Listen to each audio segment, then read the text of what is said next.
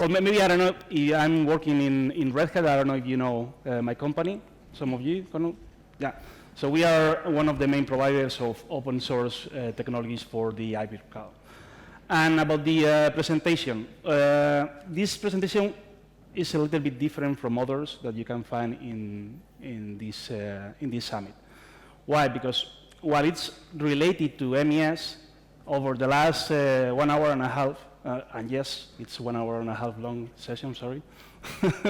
So we will be, over the next 90 minutes, we will be talking about different technologies, ideas, concepts that can be applied more broadly into the environment. So it's not just for MES, right?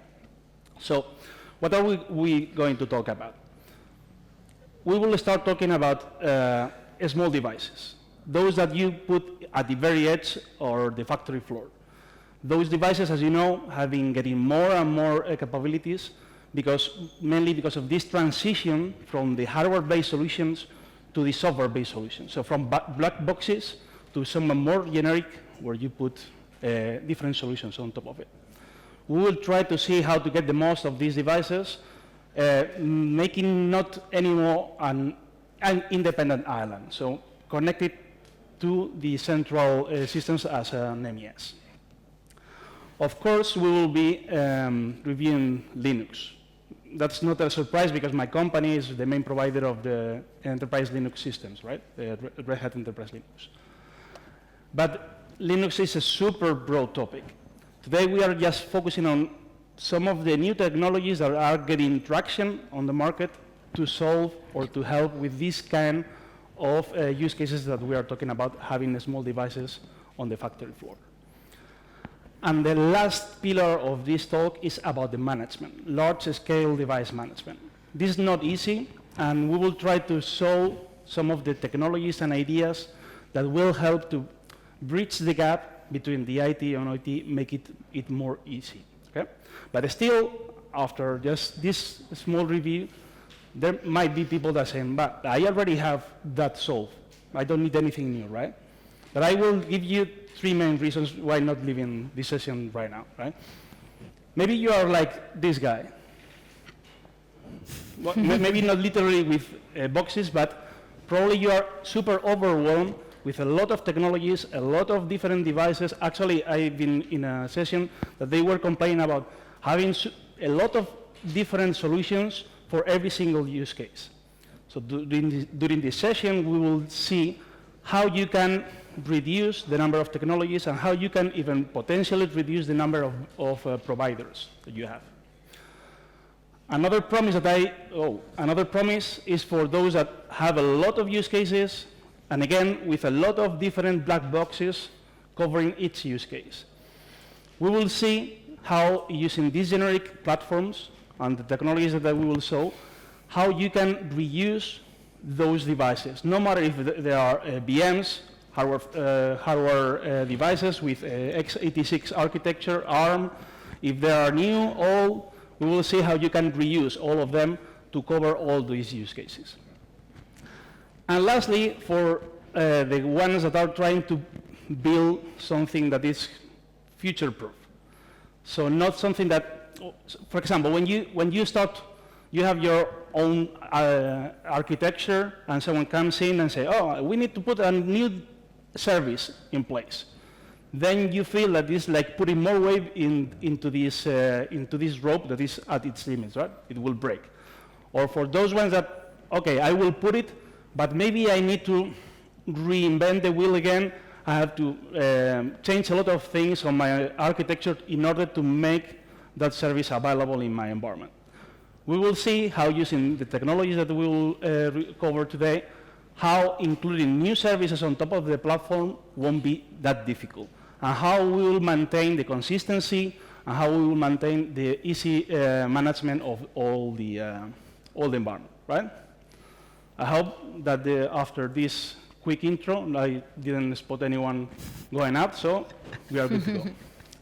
So, what is actually the edge? Oh, it's not going up, sorry. I always have to fight a little bit with the clicker. That's something on me.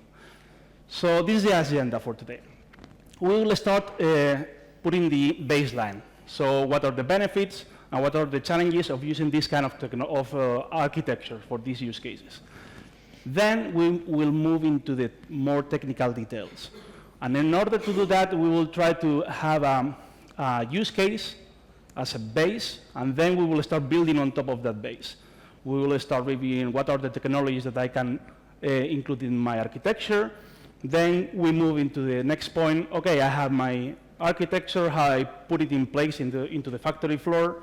And then last point is, okay, I have it already running, but I need to manage it. How about the upgrading? How about managing the change? That's the last point, okay? So let's start with the first one. Oh, well, I didn't mention, okay? I didn't mention that we have, well, actually 3 demos. We have 2 demos running on during the presentation, and João Roque has a live demo at the end, if we have time. Probably we have, because this is a super long session. So you will have a chance to take a look, things moving real here, okay?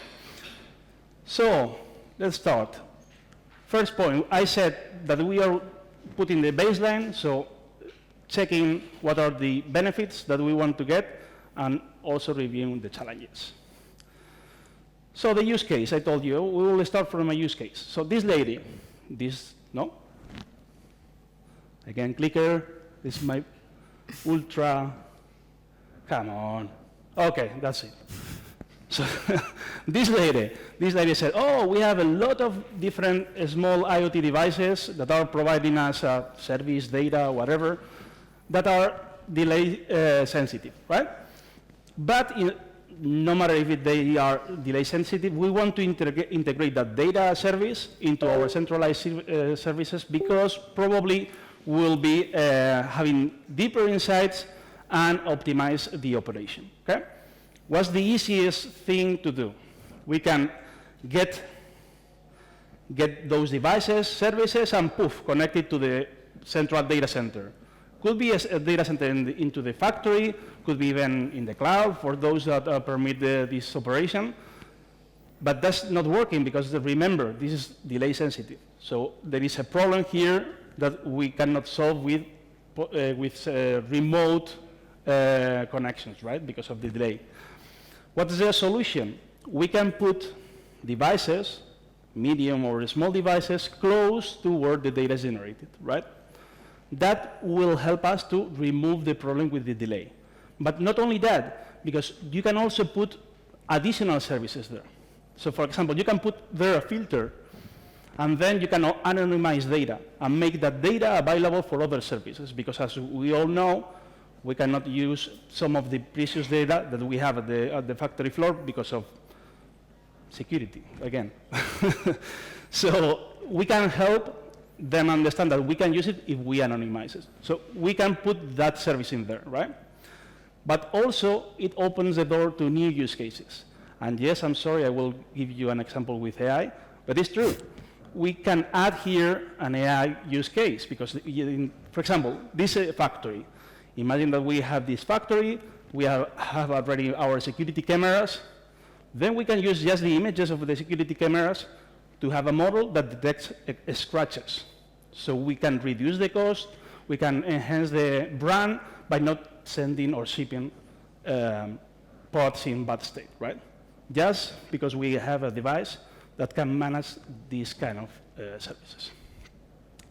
So now João will show how critical manufacturing use these concepts in the IoT connector.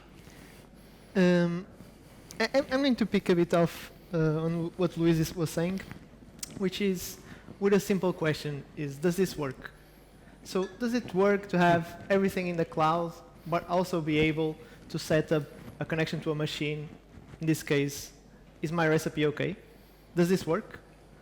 Well, as most questions in engineering, it depends. Okay, it depends a lot on your use case. Zé Pedro Silva was talking a bit in the previous presentation about observability. I don't know if you noticed this, but he was saying that we had a customer that wanted to have less than 100 millisecond track-ins and track-outs, so simple API calls. So if you put everything in the cloud, Does this work? Well, there's even other things that you have to think about. Is where is my cloud? So cloud is a nice name, but it's not an abstraction. It's a data center somewhere that needs to host your data. And it's not the first time that we have customers that decide to go to the cloud and put everything in the cloud, and it's absolutely fine. But then what happens is they do a P1. P1 is something is wrong in the shop floor, we can't continue. And then our engineering teams or support teams go there, and they start doing a simple thing, like a ping, and say, OK, but this ping, which was 10 milliseconds, it's now 200, or a second, or several seconds. So what happened? They don't know. OK, so have you talked with your company X provider of your cloud and understand what's happening? Oh, we don't even know who that is. OK, so you can see that problems start to arise when you put things in the cloud. And it's not just something that you can kind of a check mark and you can say it's in the cloud and forget about it. Because it really matters if, for example, you are in Southern America and your cloud provider is in the US, and then they decide to do some maintenance in your data center around here, and then change your data center to around here, which was a specific use case. And for the provider, they are just going to say in our contract that is not specified, and we are allowed to do maintenance. So these are all things to consider. And that's why ability to run things on edge starts to become a really important use case. And for example, here, where I say the answer needs to be in 300 milliseconds, this is an actual use case where we have some kind of communication protocols that are not defined by us, so they are defined by a vendor or etc., where the vendor says that when I ask a question, I need to receive an answer in less than 1 second. And don't forget that this has to go to the MES, perform business logic, needs to be translated into that particular protocol. So all of this starts to add up. And what happens if they need the answer in sub 1 second times, and you take 10 seconds to answer? It doesn't work. So that's what happens. So life is full of choices. Depends a lot on your context, on what you are doing. So probably if the only thing that you have is a handheld scanner, it doesn't really matter if it's in the cloud or not. But if you are dealing with use cases where you have high volume, high frequency, and time constraints, this becomes a bigger challenge. Oh, so now I transition back to Luis. Yeah, thank you.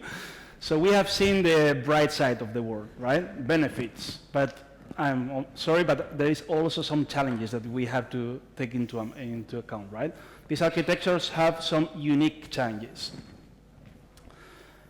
One of the first ones that you start thinking about when I told you, oh, we are using small devices, is resource consumption, resource constraints. No matter if we are talking about a VM or a physical device, we want that device to use as less CPU and RAM as possible. Why? Because of multiple reasons, but it's always about this, right? If I have a lot of devices that are using a lot of resources, that means a lot of money, right? That could be even worse if we are talking about physical devices. Why? Because we are talking about the factory floor. Remember that this is not the data center. This is not the cloud. This is just a machine that running behind the desk, right? So we don't have a cooling. We don't have enough power. Probably the connectivity is not good, right? So on the next section, where we will be reviewing some of the technologies that we will be using, we need to bear that in mind.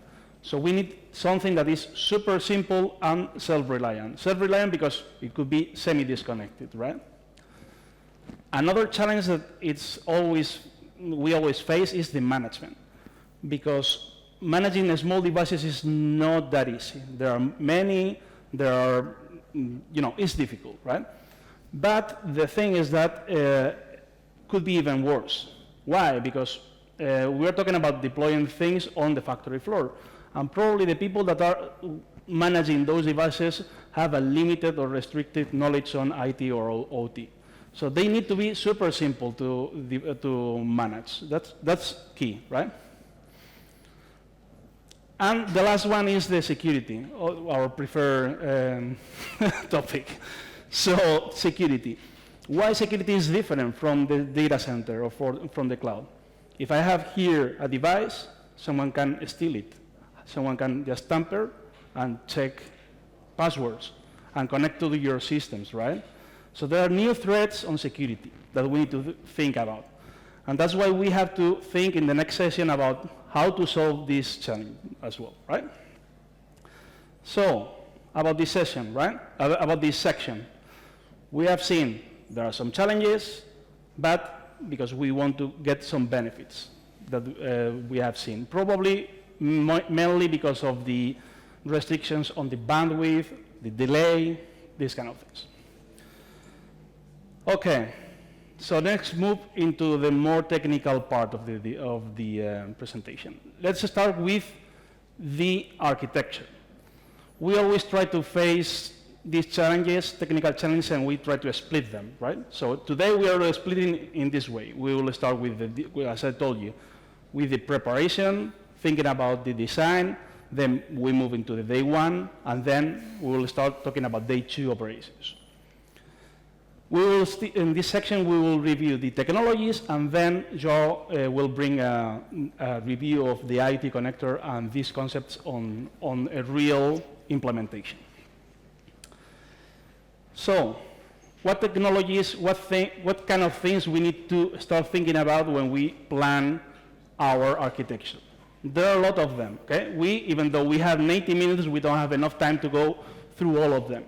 But that's not the problem, because most of you already know, for example, if using VMs or using bare metal. What are the benefits, drawbacks, right?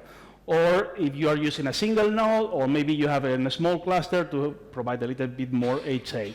Or if you are using the local disk, or if you are using a distributed environment for your data. Or if the device will be always on, or it will have disconnected or semi-disconnected environments, right? I won't touch those. But I would like to have a little bit more focus on the last two, okay?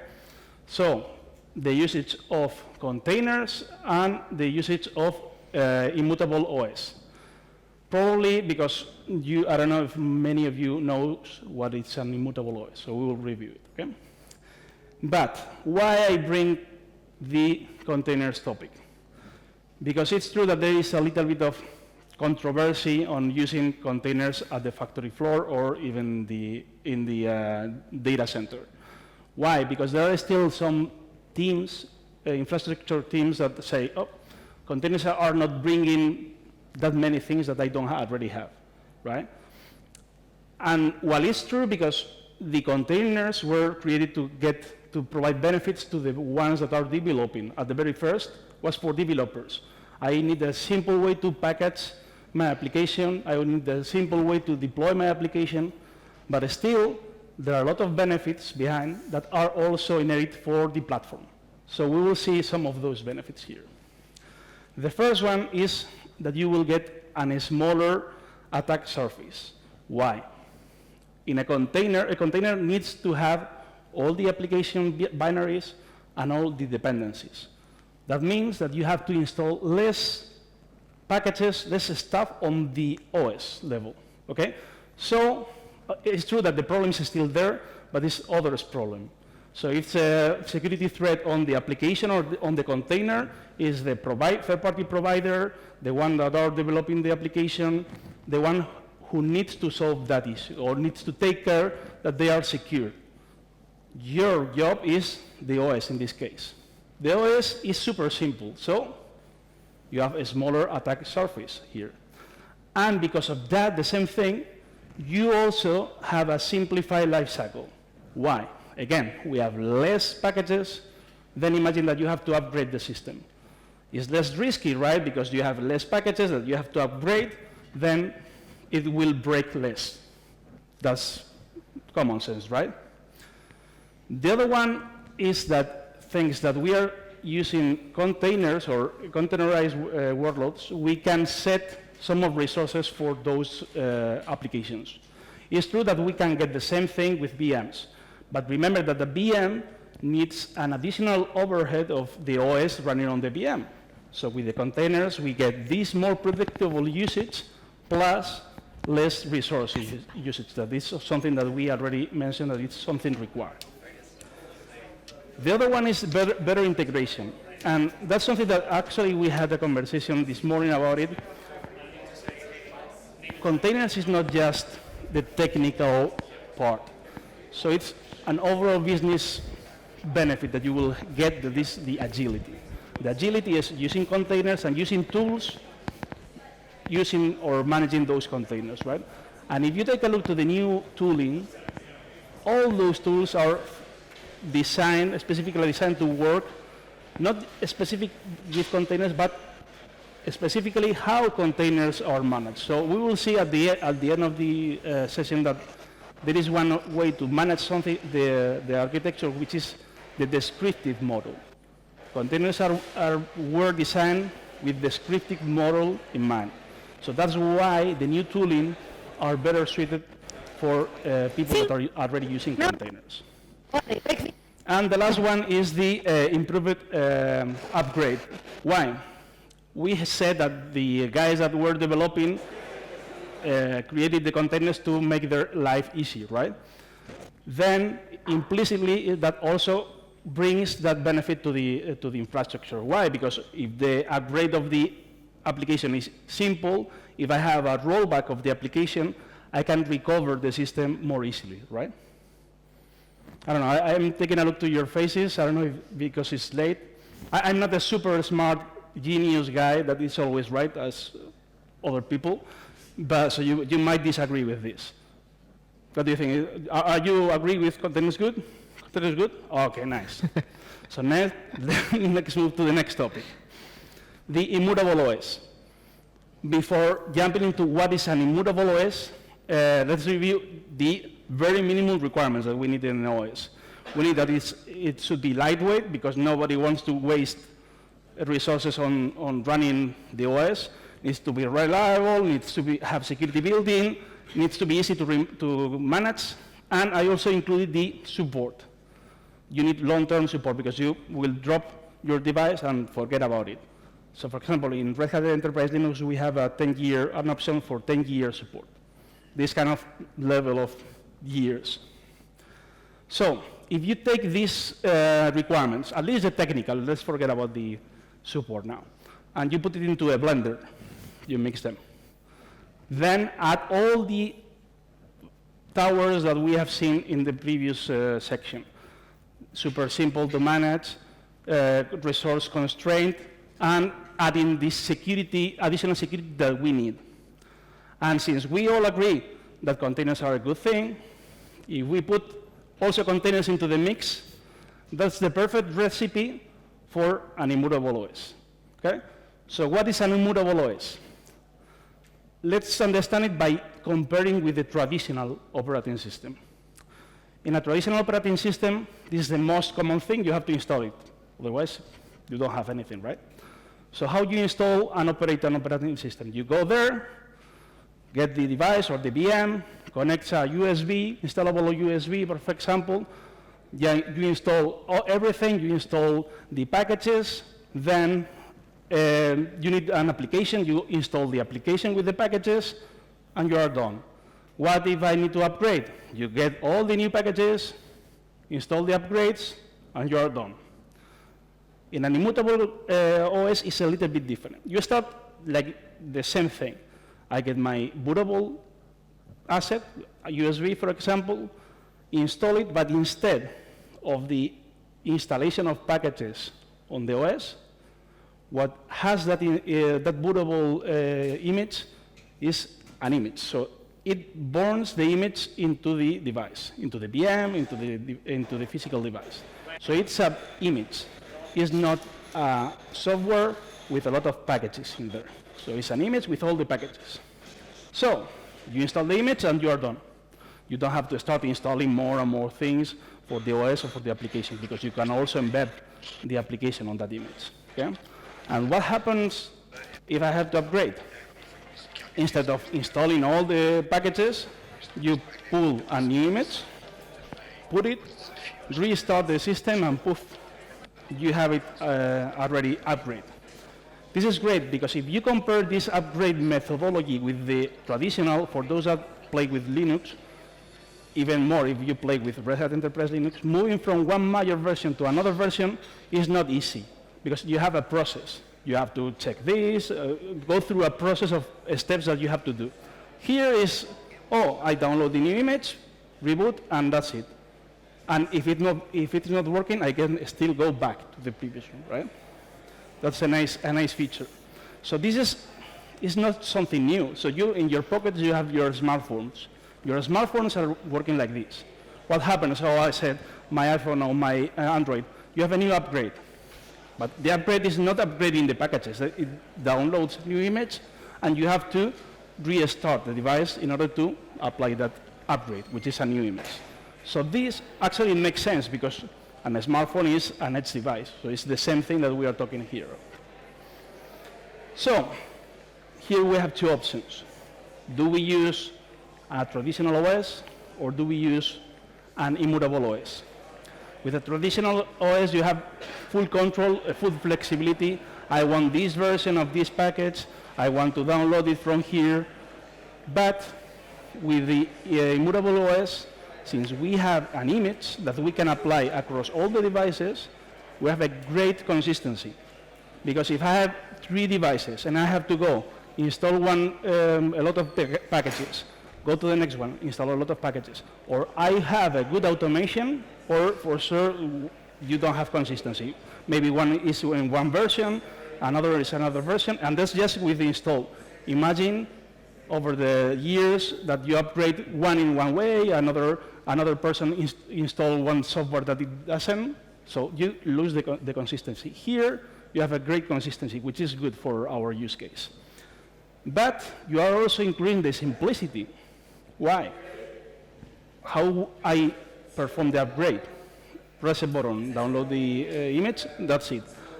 You don't have to start dealing with the packages, for example. That's also a simplicity that we gain with this kind of systems. And much more, because you also have new features. I already mentioned one of the biggest one, is the rollback. It's not only rollback, but automatic rollback. Imagine I have my system. I have to perform an upgrade, major upgrade, and I tell you that it happened to me. You have your super old SSH configuration file. You upgrade from 8 to 9 specifically. And then in version 9, there are some of the ciphers that are, you cannot use it because of security, against security. So then, your system loses SSH connectivity. Imagine that we're talking about systems that are really being managed from remote. If you lose the SSH, you have to send someone to each place to fix that problem. With the automatic rollback, you upgrade, something fails because you forgot about updating your SSH config file, and then after some times, with your checks that something is wrong, and poof, go back to version 8, where you have access. Okay, so you get an alarm, something went wrong, you can check it. Oh, I forgot about that I have super old configuration, I fix it, and I have the chance to perform the upgrade again without having to go one by one device checking and fixing the problem. So these kind of features are we talking about. So that's why I really truly think that using immutable OS in this kind of architecture is a good thing. Actually, they are also using, critical manufacturing is using for some services this kind of OS. And I will let João, Roque, thank you, to tell you about it. So, once upon a time, Critical made a great product. So this is what I said in the last presentation. I said it created MES, it created Connect IoT, it created a data platform, and this product right here, or this demo that I'm going to show, is one that I'm really excited about, and I think it's very, very cool. So I'm a bit biased on this because I worked a bit on making this happen, but you'll be the judges if this is cool or not. So the idea here is, how can we have Connect IoT being deployed on edge?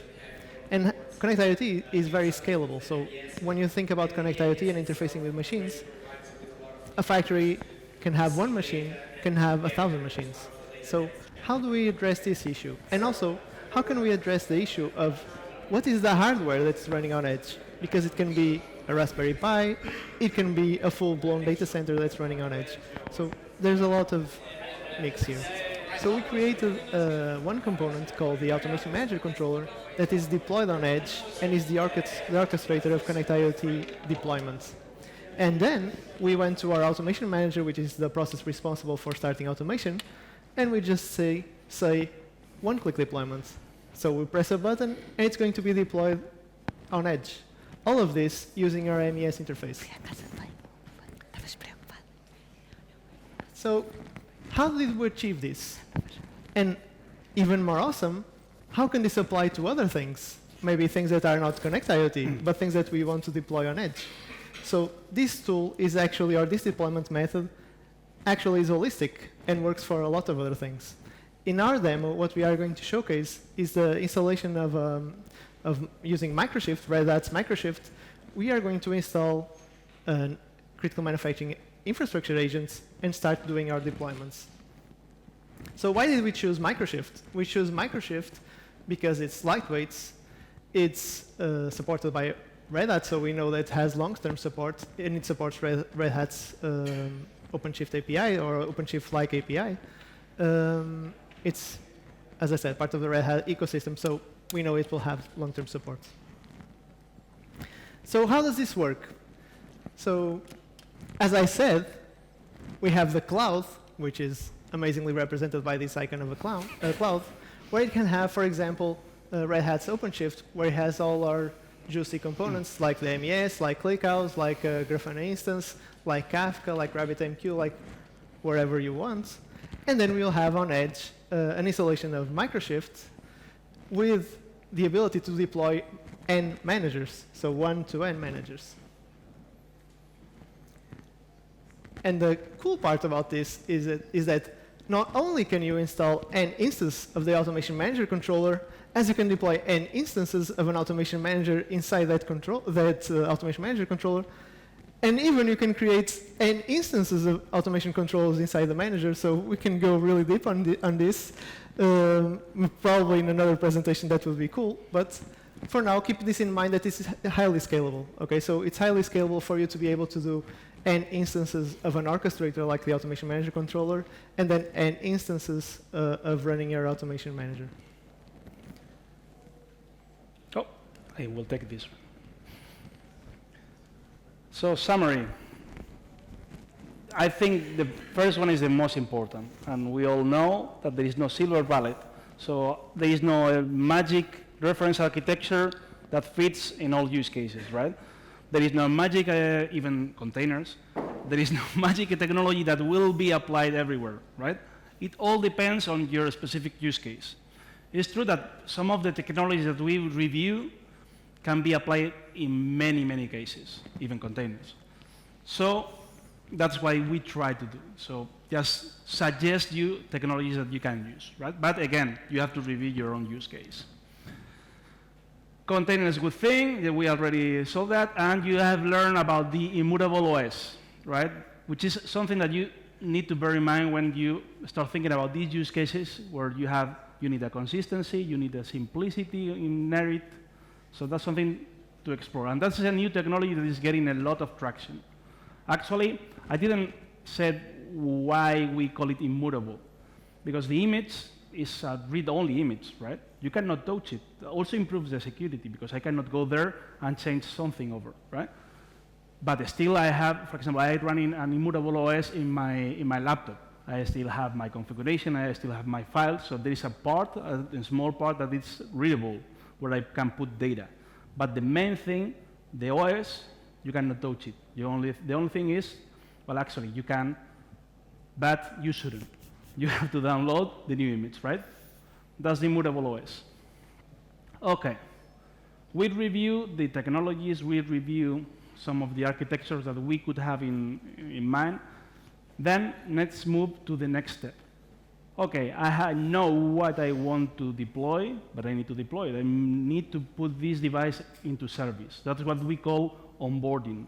Onboarding is when you get something empty, VM, device, you install all the things there, you integrate with all the systems, install the applications, and get it ready to be used. That's the onboarding. So how we can do that, right?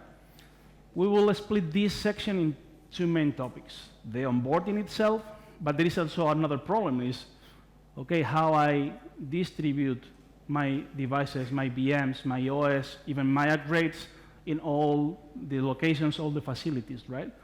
So we will see some ideas there as well. Let's start with the onboarding. So everybody knows the traditional way of onboarding, right? You send someone, specialized people that knows its job, goes there with the device or the VM, put it all together, connect cables, start installing the OS, configuring everything, configure the integrations, configure the applications, and poof, finally it's done. This works if you have a big data center. You send the specialist and that's it. But what happens if we're talking about multiple locations? Someone that needs to go into one high mountain to install something, right? This does not work because it's super, super expensive and slow because you have to get the specialists that are not that many and send it over all the places, right? Expensive. How we can avoid that? Well, the main reason because it's expensive and slow is because we have few specialized people. So what if we remove the specialized people from the picture? Well, not remove, but reduce it to one place. And that place is where they build the image or build the automation, right? So we can get our devices, we can create our VMs, prepare an automation, that's the specialist, and send that automation or that image. Then someone that don't even know what is the device, connects it, plug it, turn it on, and the automation takes place and automates everything, right? Sounds good, right? That's really a good approach. But it also has some drawbacks. Let's imagine, for example, what happens if something changes in your use case. You have to rebuild everything, right? The automation. Imagine that you have a new API that you need to integrate. You need to change the automation. I need a new service. I need to change the automation. So that's a little bit complex. But what worries me is, again, our preferred topic, security. There is a risk here. I told you, someone can install your device. This is not a big data center with a super high security lock.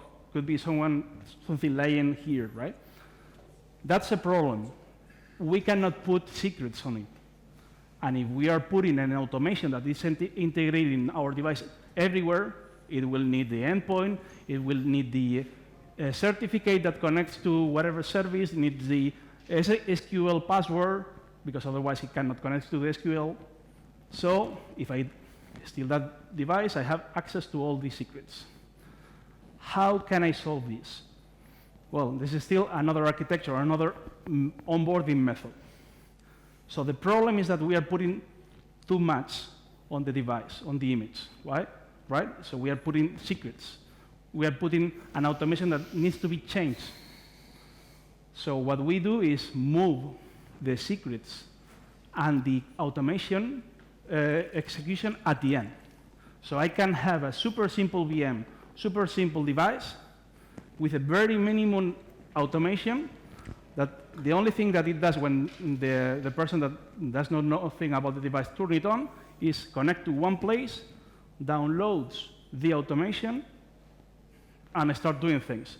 Actually, for those that are using critical manufacturing MES, this is the way to go, right?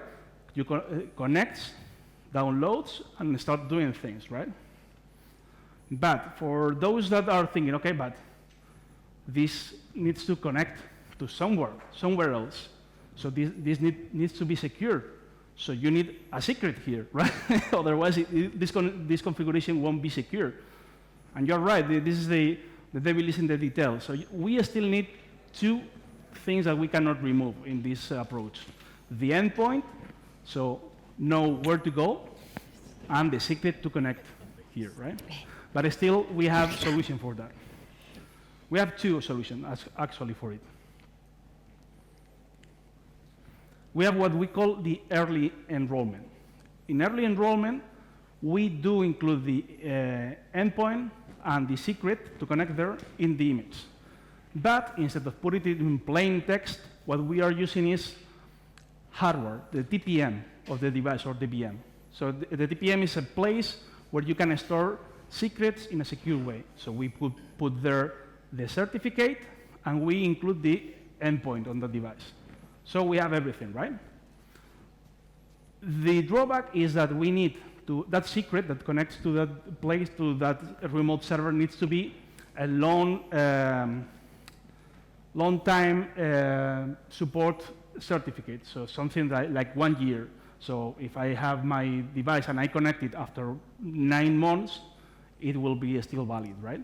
That someone could say, oh, but that's not secure enough. Okay, fine. And the other problem is that I'm including the endpoint on the device. So I bind that device to an use case because I'm binding to the endpoint, right? So if I change my mind and say, oh, this device, I will change it and do whatever other thing, I need to rebuild the image there, right? That's the only drawback of early enrollment. The late enrollment, what it does is I don't put anything on the device. The device is completely empty. And what I do is the infrastructure magically inject those secrets and endpoint. How it does, up to you. Could be an automation, could be because if you are running on VMware, you have some scripts. Nobody cares, but the device will be empty. It has the benefit that the device could be reused for whatever use case, because you can just change the endpoint and the secret when you are installing, not on the device. But the problem is that you still need this magic piece on the infrastructure that does it for you, right? So, if you are willing to know what critical manufacturing use, yeah, he will tell you. So, Luis talked about the problems. How do we fix them?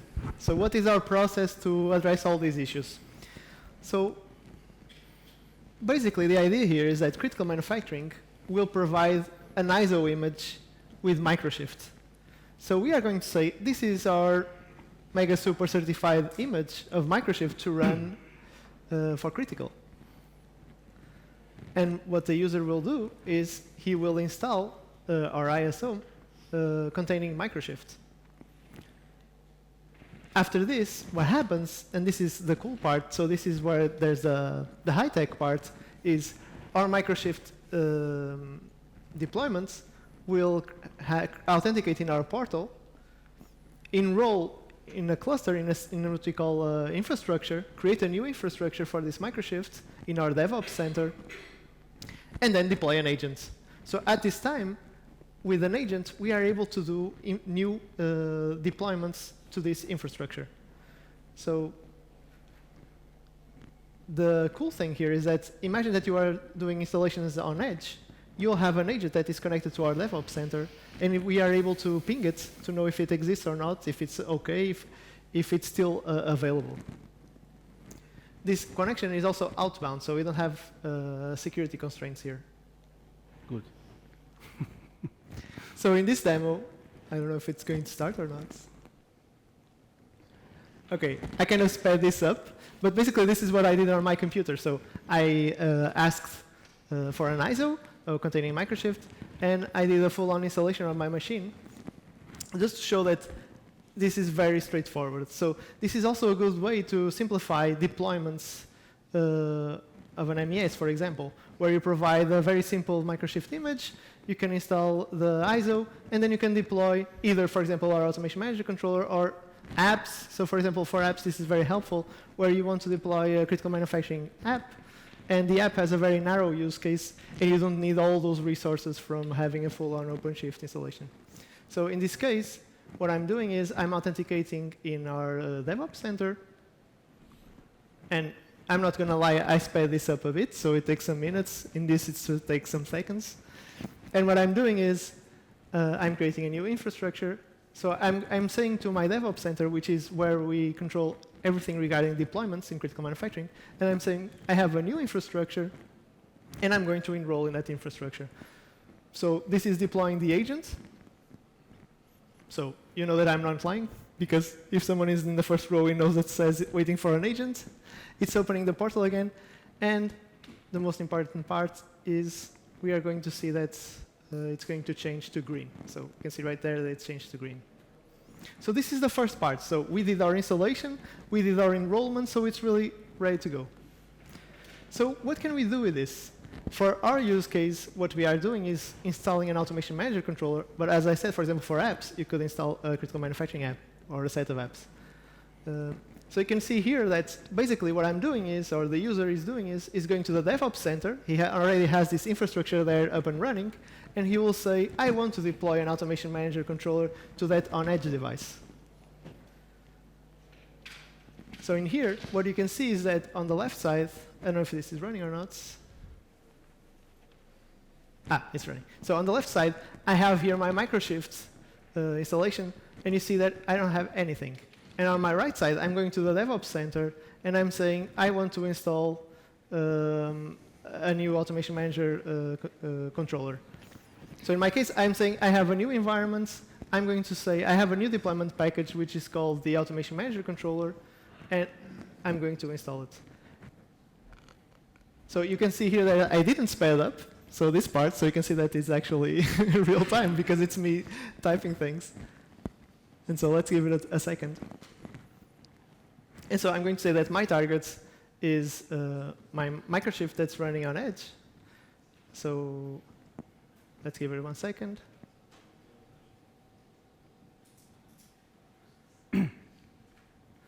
This was the part where I was trying to figure out what was the environment that I was going to install this. Because an important part here is that, remember that we need to give information to our on-edge installation of where is the MES. Because when I deploy the Automation Manager controller, it needs to know to what MES should it connect to. So here, what we are saying is we centralize all configuration in our DevOps center. And when we install, we already provide all the configurations that are needed for the Automation Manager controller to be able to run. So you can see on the right side that I can monitor my installation. And then on my left side, I can see that it actually deployed an Automation Manager controller. Basically, what this Automation Manager controller is doing, and this is more a specific use case for the Automation Manager controller, is continuously asking the MES, do I have any Automation Managers to deploy, and continuously doing this polling.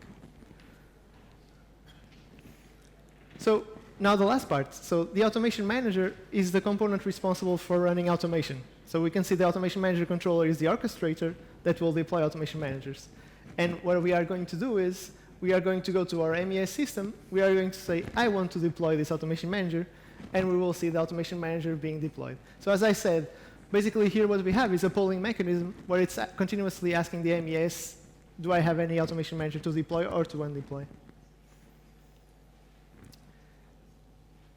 An important feature here also that we had for normal installations already was we are able to control each one of those automation managers that's being deployed in the MES. So we are able to stop them, start them, and update them.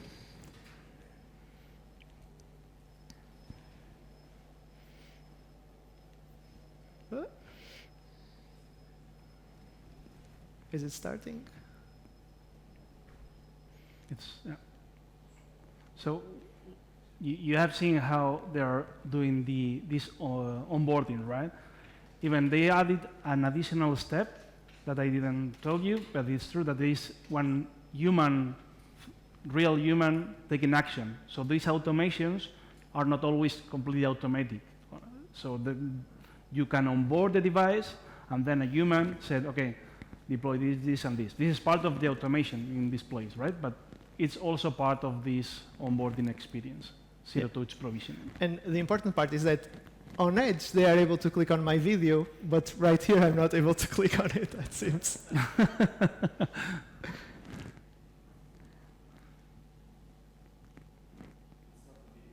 It's not working. I'll show it on the live demo then. It's fine. OK, maybe you got the wrong presentation. No problem. OK. OK, but I'll show this in the end. It's fine. So We have seen how they apply these concepts of onboarding. Even he introduced some of the concepts for the last part where we talk about the management. For example, this, hey, do you have something for me? But before, remember that we had another problem, right? So we had built a super great architecture, even using containers, using this magic immutable OS, that everything seems to fit nicely, right? But we still, and even we provide a zero-touch provisioning experience, as you have seen. They just open and start the VM, and everything gets installed automatically. You don't have to know anything what is going on there. But still, how you can provision or how you move that VM or that device into the virtualization environment or in the final place. This is the distribution problem. And simplifying it a lot, we can have two options. First option is the one-shot shipping. So I can, remember, this is a VM or a device, right? If I have a VM, what is the one-shot shipping? I have an OVA with everything defined of my VM, with all the moving pieces inside already in. I send the OVA, and that's done, right? That's the one-shot shipping. In contrast, with what we can say is, okay, just create me this VM, and then you send it an installation ISO, and then it just open the installation ISO with that VM. This is the two-step shipping, right? In the first one, you have to ship the main thing, so everything. So even if it's a physical device, that's possible. Remember that I can have my device, physical device, I can install everything on it and ship the device with everything pre-configured, right? It's not only VMs. But at the end of the day, which is better? So both have benefits, drawbacks, right? But I would say that maybe the two steps sometimes is a little bit flexible. And that's something that even you have to take into account even if you are doing the one shot. Why? Because you have to bear in mind the upgrades. And the upgrades that you are not shipping a new device or a new VM, right? So you need to ship that bits that is the actual upgrade. So the two steps shipping, you will always face that problem, right? How you ship these bits? If you're talking about disconnected environment, the only way is a physical asset, so a USB stick, for example. Someone goes with a USB stick, click it into the device one by one, or they have a centralized system, in that centralized system, and that's it. So you are physically moving things. But if we have a semi-connected or a connected environment, it's much better rely on the network, right? So the network-based approach. If we think about the network-based approach, what is what we need? We need a piece where we publish that upgrade or that image. The most simple thing is having a CDN, content delivery network. And if we simplify it a lot, could be even an HTTP server where I put content there, right? Or FTP, for example, as well. But what if I want a little bit more technology advanced option with more features? Any vendor, even Red Hat, we have a product that is called Red Hat Satellite that provides a way to put your upgrades there, and you get a lot of benefits. So, for example, security scans, tracking, a lot of stuff, right? Which is super good, but we are against one of our main rules at the beginning. I promise that we will try to reduce the number of technologies that we are using. And here we are adding more technology. So this new Red Hat satellite stuff, right?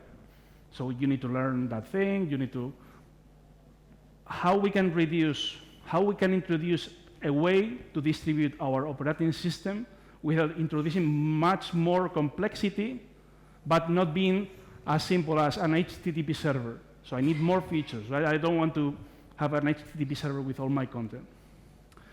Remember that we are using containers because containers are good, right? Then I for sure will have a piece where I distribute the containers. How I distribute the containers around? With the container image registry.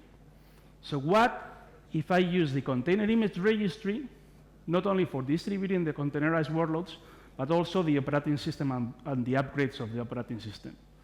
And someone could say, but is that even possible? It is, because we have two main new technologies that make it possible, right? The first one is the bootable container topic. So what is a bootable container? Well, let's go back. What is a container? Container, we have the application and all the base image, which is all the software that it needs to run, right? All the dependencies. But still, even though they are containerized, isolated, still they are using one same piece of the host, which is the kernel. The kernel is not contained in the container. It's using the host kernel, right? It's not unsecure, but that's something that you need to bear in mind. But some smart guy said, okay, but you still rely on the host kernel. I have a big host, and this kernel is not fully compliant with what I need. I need to have a different host? Oh, let's put the kernel piece also in the container image. And they do the magic with the development, and poof, they created this concept of bootable container, where we have not only the application and the dependencies, but also the kernel inside, okay? So if you take a look at this, you can say, okay, we have the full stack, right? The full stack of our OS. We have the applications, dependencies, and the kernel. So we are done, right? Not yet, right? Because still we have the operating system in the container registry. But how I install in an empty VM or an empty hardware? I still need more pieces, right? That's where bootc and the bootc imager comes in. So there is a technology that let us put the OS image into the container registry, and this builder that gets that image and creates something that makes it possible to install it into the device. It could be the ISO, a cookout2, NEA, a lot of things that you already know that is possible to install an operating system with, right? And this bootc thing is one of the main technologies that is required to put an OS in a container registry. That's why sometimes we refer to this kind of distribution model with bootc images. You will see it a lot, bootc images, because bootc is this part that makes possible to create this. I can draw back if you I can take a picture. But this bootc thing is the one that it takes the image, creates the asset, but also the one that is taking the image and apply the upgrade. Because the image is a lot of things. So here we have a super simplified view, but for example, you see that we have the bootloader, we have the systemd drivers, a lot of things. That bootc gets the image and perform the upgrade, right? So we have the bootable containers and bootc. Those technologies will be able to reduce the technologies that you use, because we are reusing the container image registry, which has some benefits, because in an advanced modern container registry, you have advanced features. For example, I can have my image and I can be scanning this image for security threats. I have a mirror, probably. That container registry probably allows you to mirror the images. You don't have to build anything on an HTTPS or FTP that mirrors anything. You already have it. And what if I sign this image? With containers, it's quite common for developers to say, this is my container, not your container. I sign it, and you are completely sure that this is developed by me, right? You can do the same thing with your devices. I can sign my device, so when you put it into somewhere, you know that nobody changed anything on that OS. That's also possible here. And it also has some benefits, because imagine that we have a partner, we do, that is putting things on top of our base OS. Containers are based on layers, right? So we can have our base image, and our partner could put their software stack on top. And there is a clear separation of, okay, this is on the base image, it's Red Hat, this is on the other layer, this is the vendor. So it's a quite clear split of responsibilities here. So, onboarding challenge will always, that's something that you will always face. We will try to make it zero-touch provisioning. So, no touch during the installation process. There are multiple ways of doing it. We have seen an example where you embed certain secrets and gets the whole automation as a second step. We also have seen how we can distribute the images without including new technologies, but also getting the benefits of something that is already there if you're using containers, which is the container image registry, and also something that is gaining a lot of traction, this bootable container-based OS. So, are we good with this part? Then let's move to the last part, which is the day 2 operations, the management. Okay? We will see some ideas and concepts that are applied into the management of not only devices, but any kind of IT, OT system, right? Let's start with one of the main topics here, declarative management versus imperative. And in order to explain it a little bit more, I will try to use this analogy. So imagine that you are at the hotel, and you say, okay, I need to go to the venue where the MES Summit is running. I go to one guy, say, okay, how can I go to the MES Summit? And then the person knows where it is, gets our phone, go to Google Maps, put it there, poof, poof, poof, there you go. Then you are sure that you follow those instructions and you will be here, right? That's what we could call it declarative navigation, let's say, right? We have another option. We approach another person. Oh, how can I go to the MES Summit? And the person said, okay, yeah, where is it? Oh, okay, you have to go left, straight, right. Okay, you follow the rules, and poof, you are here, right? This is what we call imperative navigation in this case. The main difference is that the first one is based on what? What do you want to do? I want to go to the MES Summit. I don't care about how to do. I want to go there. Okay. The second one focus on what? You should turn left, right, straight, right? That's the main difference. And how does it apply to management? Well, imagine that, I don't know, for example, you want to configure SSH again. I can have a system that is a magic system that has some automation and said, I want SSH enabled. And that's it. It poof, poof, poof, poof, that's its magic, and poof, you have SSH. Or I have another automation where, in the other way, the imperative configuration is, I want SSH enabled. So, okay, system, go to the SSHD config, change this parameter. Go to the firewall, open this port, and then restart the services. I focus on how to enable SSH, not in what I want, right? The most common so far is the imperative. That's what you probably have been doing over the last ever, right? But in the latest years, it's getting more and more traction, the declarative way of doing things. Why? It has some benefits. Both have their benefits. What is better? Which is better? Well, we will see. But we have some benefits on the declarative mode because it's super simple. I just say what I want to do, and the system does it for me, right? It also, you also have a better idempotency, right? Because if I state what I want, that end state is what I will have, no matter the steps that I do. So it will be always like this. And since it should be or must be always like this, probably that system also has a built-in capability for auto-drift correction. Because if I want this to be in this way, if it's another way, my system needs to put it again in the right way, right?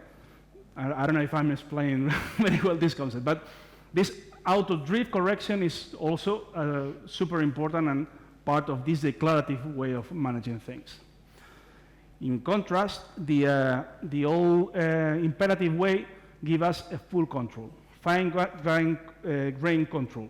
I want to go there, but following this path. Okay, this fine-grained control, sometimes it's required, right? So you still have to do this thing. It also gives you more flexibility on how to reach your goal, right? And also, for me, the best benefit is this one. It's easier to debug, right? Because since I know specifically the steps that it's doing, I can go step by step and debug where is the problem. While if I have a magic system where I say, okay, I want this, I need to understand that magic system and go and try to figure out what is going on, right? That's the only difference, that you have benefits in both ways. So what should you apply in our use case? I would say both. So the right answer is you can pick one of imperative and one pick of declarative. But it's true that declarative management is a little bit more fleet friendly. Fleet, I didn't introduce the fleet concept. Fleet is where when you get a group of devices or anything and you manage them as a single unit, right? But remember, the consistency. I want this deploy. No, I'm not focusing on single devices, but group of devices, right? This is more fleet friendly. Why? Because when we're treating things as a fleet, for us, it's much more important to have consistency and simplicity than fine-grained control, okay? Because I don't need a fine-grained control on a device. I need to be sure that every device is on the same stage, right? The consistency. So, mainly declarative, but also a little bit of imperative. I remember that. That's the first concept. The second concept that I want to introduce for these environments or these kind of architectures is the pull versus push management. And another analogy. Imagine our boss is there, actually. My boss said, oh, Luis, you have to do this. Then he can think, okay, this is an old man, I will send a mail, real mail writing to his mailbox. Then imagine I'm having lunch, I'm Spanish, so quite late, blah, blah, blah. Then I say, oh, let's see if Hugo send me something. I go to the mailbox, open it, he told me, follow these instructions, and I follow the instructions, right? This is one way to go. But Hugo is a super technology guy, say, I have to say Luis to do something. Go with WhatsApp, said, Luis, do this stuff. Then I'm having lunch, and then my phone said, okay, I have to do this. Oh, sorry, guys. And start doing it, right? The difference here is, on the first example, the one who takes the control when to do something is the one that is asking. So the one who is doing the action, right? Me, I'm eating, I stop eating, I have time, go, and follow the instructions. In the other example, the push model is the one who is sending my boss, and in this case, is the one who takes the control when you receive the action, when you receive the steps that you need to follow, right? So it's who commands, who has the control, right? How this translates to management. When management, for example, I can have a process that is checking out if I have something. For example, his example, do I have to do something to the MES?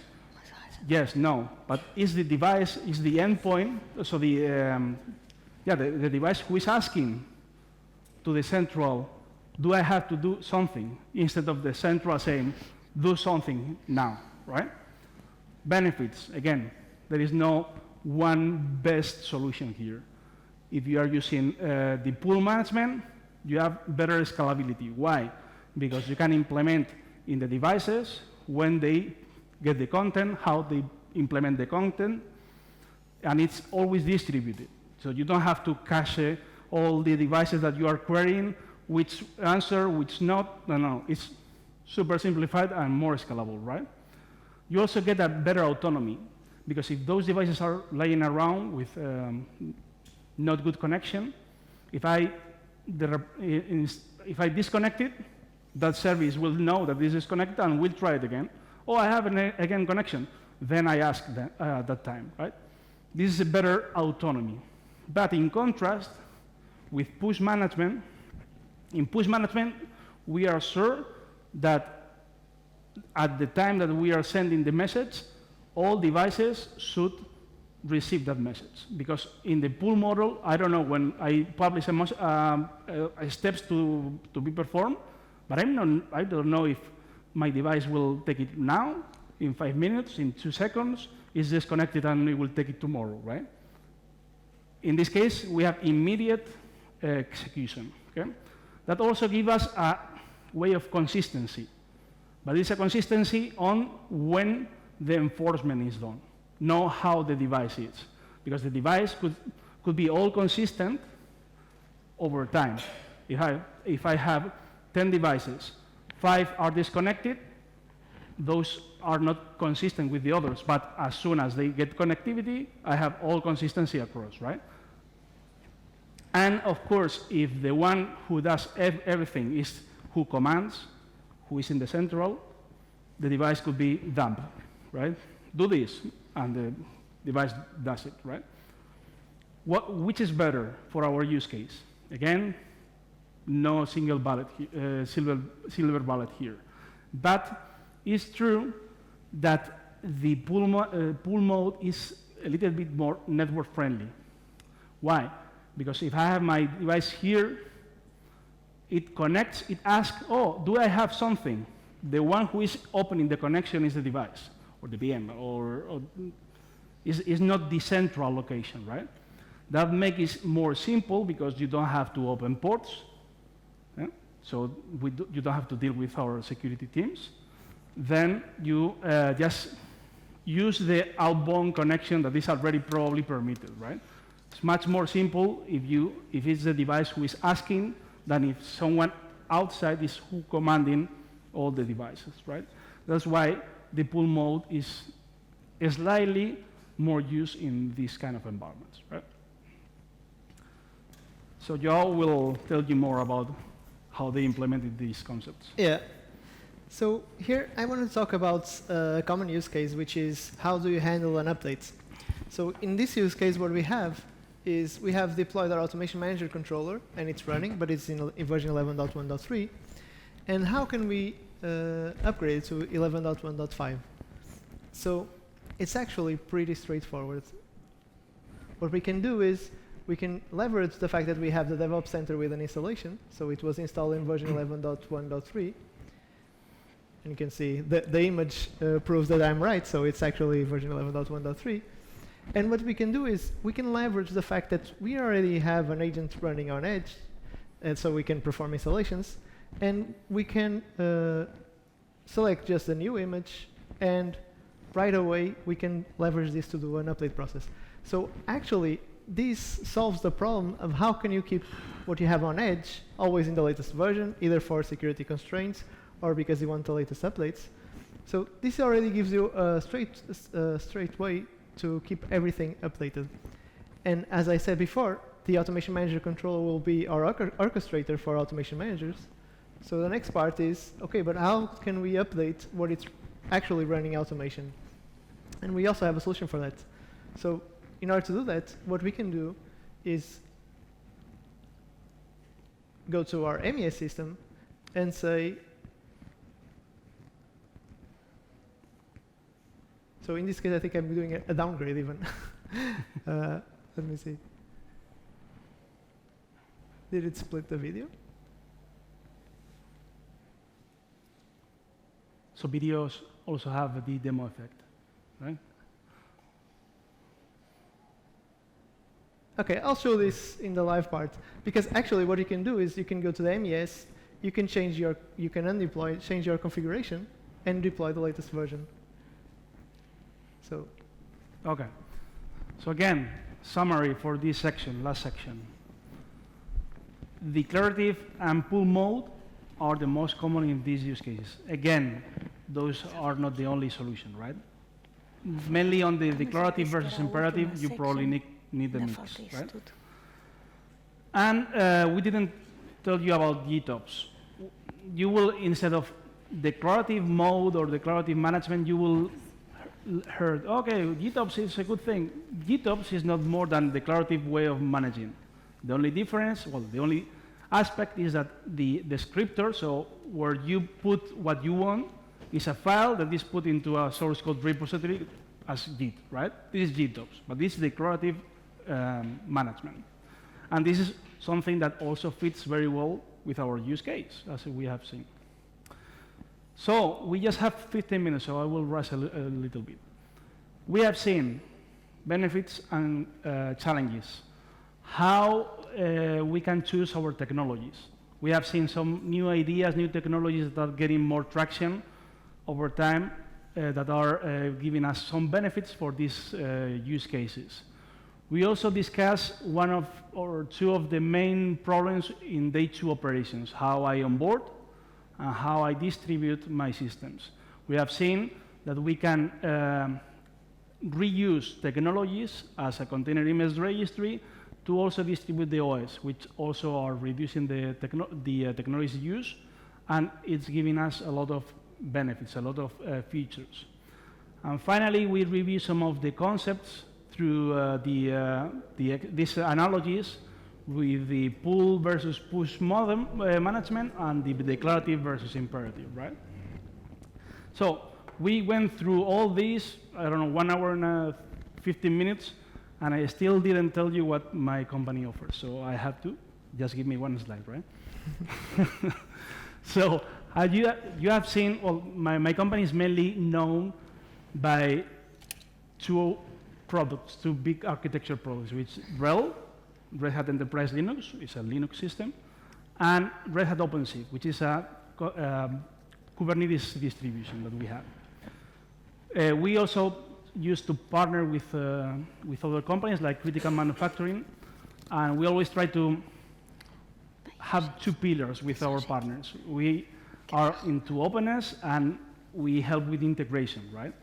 For example, we have seen how they are using Red Hat Device Edge, which is a flavor of Red Hat Linux system, plus Microshift. With Microshift is like a lightweight Kubernetes option that we have, lightweight Red Hat OpenShift.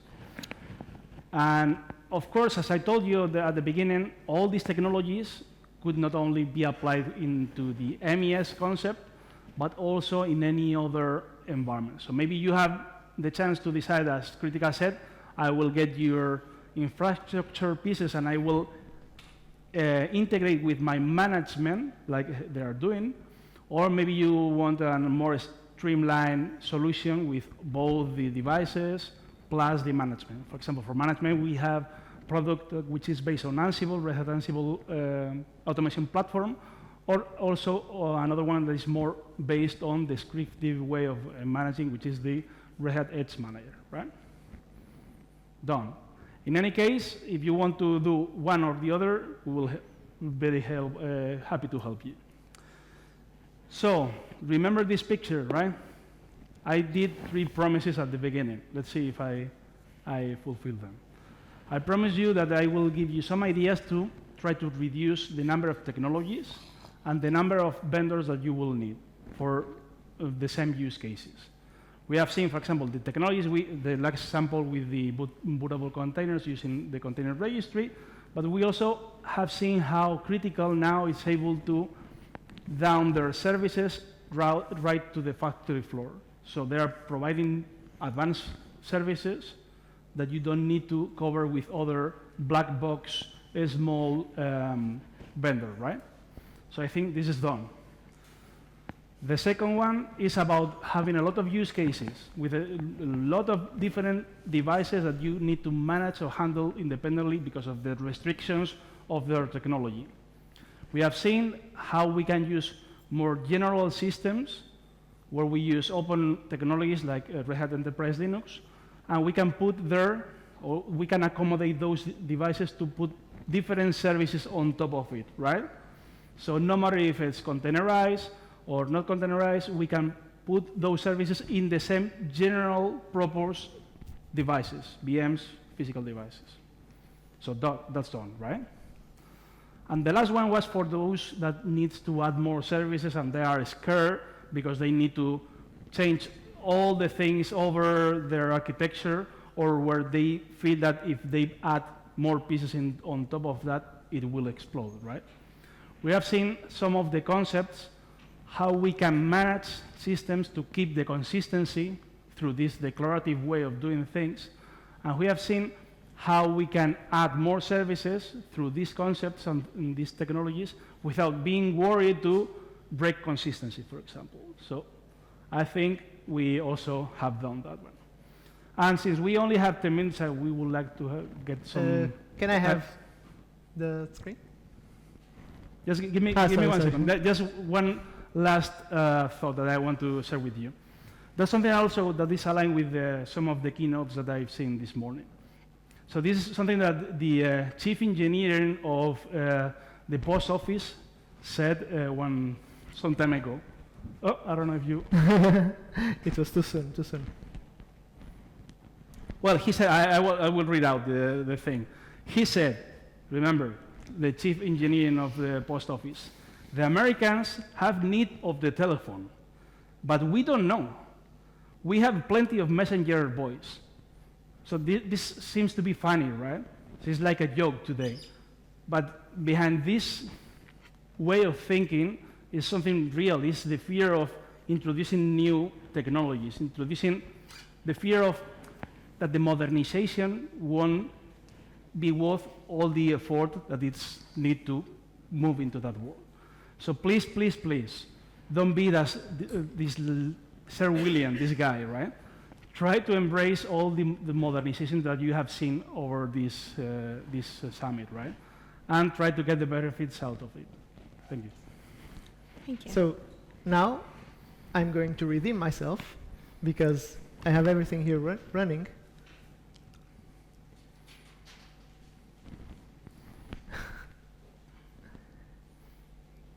Okay, so this is my computer, so you can see me moving around here. And what I have on the left is actually an installation that I did with my DevOps Center where I installed an Automation Manager controller. So it's running right here. And on the right side, what you see is my Automation Manager. And one important thing that it has, you can see that the deployment mode, it's called automatic deploy. So I'm able to deploy this. And remember, I said this has a polling system, so it will take some seconds. We can take a look to see what's happening right here. And this basically is emulating what you would see on Edge. So basically you would see that the left side would be what was running on Edge. On the right side would be just a normal MES system that you can run that can be hosted on cloud. So the polling, I think it's 1 minute. Let's see if we are lucky and if it's fast. Okay, it did work. It said Automation Manager deployment with success. And what's actually happening, if we go here to deployments, is now that I have a demo manager. And if I go to Connect IoT and in the MES, I can see that I have a demo manager with actually 2 file raw controllers that are doing stuff. So we can take a look at them.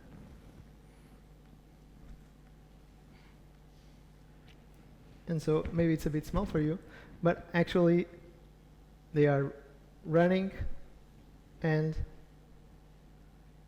they are saying, I am the amazing, and then the entity that they are working. So actually what we can do as well is the MES itself also has ways to command the automation from remote. So I can say here and I can say stop. And what we can see is in the left side, it's responding to what I did on the MES right away. So I can start it as well. And the last thing that I wanted to showcase is I can go here to my Automation Manager again, so this demo manager. I can say undeploy, so I'm going to remove these deployments. And I'm going to say, now I want this in version 11.1.5. And also here, I'm going to say 11.1.5. One important thing here is actually we can define all our routes that we want to open and also our volumes that we want to mount. I don't think we have time, so you let me so know if... Let's give it a bit of time because this is polling. To make the questions during the cocktail hour, or if make them here. Yes, this is a problem with pull and push, right? Because with pull we actually need this to... Ask to undeploy. So let's give it a bit of a second. As I said, this is a minute, so it's a long minute, but for sure, okay, it has disappeared, so as we expected, and we can then redeploy. And now when we redeploy, actually the version that will be there is version 11.1.5. So we kind of mix match between what is more infrastructure, which is managed by the DevOps Center, and what is more business oriented or oriented to actually what we want to run in reality.